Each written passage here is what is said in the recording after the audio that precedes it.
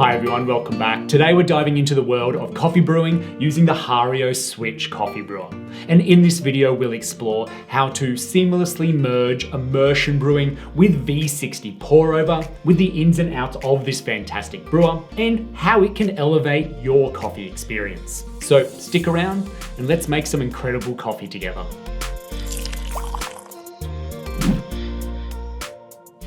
So let's get into the nitty-gritty of the Hario Switch. This brewer offers a unique blend of immersion brewing and V60 pour over, allowing for a comprehensive extraction profile. One standout feature is its versatility with various grind settings and extraction times, which then gives you the control over your brew's sweetness, body, clarity, texture, and acidity. And as we dive into the details, remember that the Hario Switch can simplify the brewing process, and it is more forgiving with various grind settings, and then you have that flexibility to experiment with prolonged extractions or steeping, as well as different water temperatures. And here's where it gets exciting. The immersion brewing not only adds more mouthfeel, flavor intensity, and an increased extraction compared to regular pour over, but it also provides an easier and more forgiving method, making it perfect for people who are just getting into pour over brewing. Plus, the Switch is that two-in-one device, offering both immersion and percolation methods. And lastly, cleaning up is a breeze with the Hario Switch, further adding to its appeal. So let's now move on to some unique brewing tips that you can employ with the innovative coffee brewer. Now, to make the most from the Hario Switch, I do recommend familiarizing yourself with the 4-6 pour over method. This is a game changer for flavorful extractions. And if you'd like to learn more about the 4-6 method, you can find a video that I created from this link up above or down below in the description. Now, I'm going to begin by using a brew ratio of 1:15. And today I'll be using 20 grams of coffee, ground to a medium grind size, and 300 grams of water at 93 degrees Celsius. And with the paper filter in place and then rinsed, leave the switch open for now. With my total of 300 grams of water, allocate 40% of your water to the bloom. For me, that's 120 grams.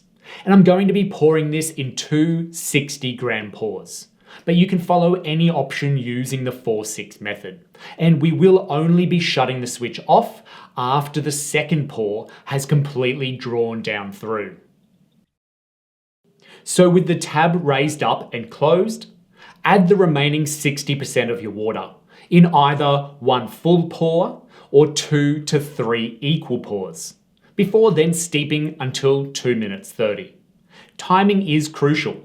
Aim to pour each consecutive round within 10 seconds of finishing the previous pour. And it's this technique that enhances the agitating effect on the slurry and contributes to a well-rounded and flavorful brew. Additionally, the water in my kettle has not been reheated between the bloom and these final pours. Now here's the beauty of the Hario Switch. It's not just about following a set method. Each brewing approach offers unique characteristics to the end cup. For instance, pour over percolation brewing, where the water flows through the bed of coffee. This gives you a bright, sweet, clean, and vibrant coffee. And on the other hand, immersion brewing, where the coffee is submerged in the water, like it's doing right now. This offers a round, intense, textural, juicy body.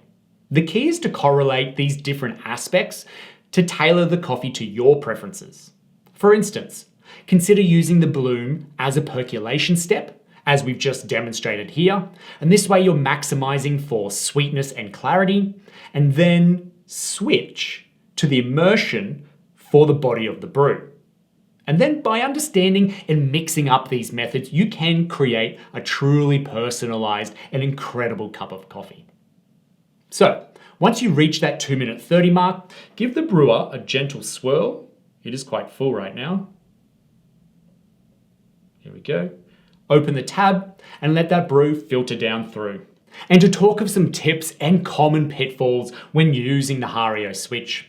When wetting the paper filter from the beginning, consider filling the switch up entirely, as this assists in heating the glass stripper up too.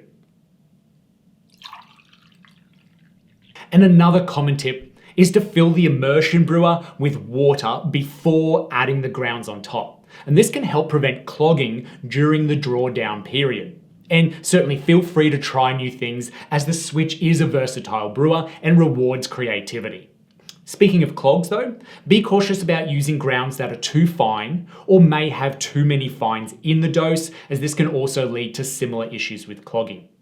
And certainly one more thing to keep in mind is the Hario Switch is made from glass, so you do want to handle it with care.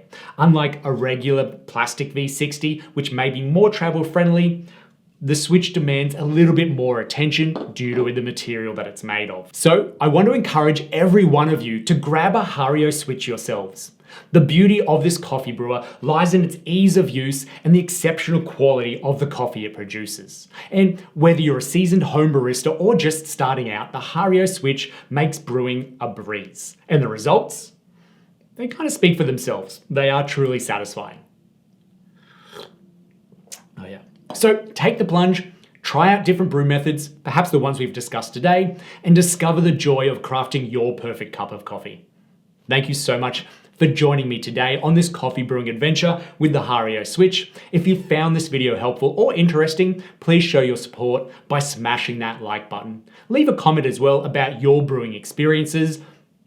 Don't hesitate to share your experiences or ask anything in the comments section down below. And of course, subscribe to our channel for more coffee related content. Until next time, happy brewing, and we'll see you in the next video.